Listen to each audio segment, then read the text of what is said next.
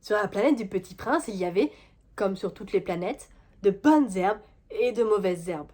Par conséquent, il y avait de bonnes graines de bonnes herbes et de mauvaises graines de mauvaises herbes.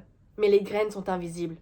Elles dorment dans le secret de la terre jusqu'à ce qu'il prenne fantaisie à l'une d'elles de se réveiller. Alors, elles s'étirent et poussent d'abord timidement une ravissante petite brindille vers le soleil. S'il s'agit d'une brindille de radis ou de rosier, on peut la laisser pousser comme elle veut. Mais s'il s'agit d'une brindille de mauvaise plante, il faut arracher la plante aussitôt, dès qu'on a su la reconnaître.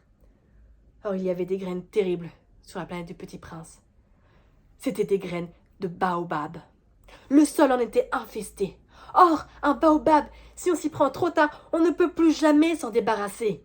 Il encombre la planète, il la perfore de ses racines, et si la planète est trop petite, ou si les baobabs sont trop nombreux, la planète éclate.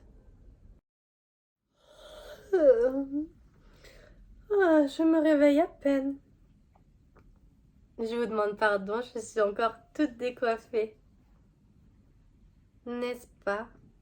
Et je suis née en même temps que le soleil. Il est l'heure, je crois, du petit déjeuner. Auriez-vous la bonté de penser à moi? Ils peuvent venir, les tigres, avec leurs griffes. Je ne suis pas une herbe, je suis une fleur. Hmm. Euh, Alors, je... Je t'ordonne tantôt de bâiller et tantôt de... Si j'ordonnais à un général de se changer en oiseau de mer, et si le général n'obéissait pas, ce ne serait pas la faute du général, ce serait ma faute.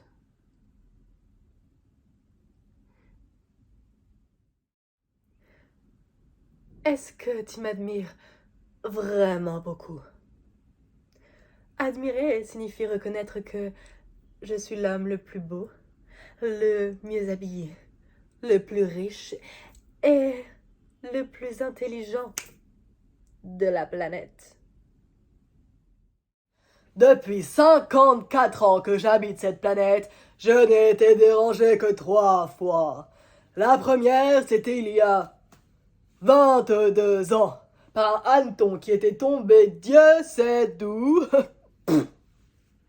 Il y répandait un bruit épouvantable et j'ai fait 4 erreurs en une addition.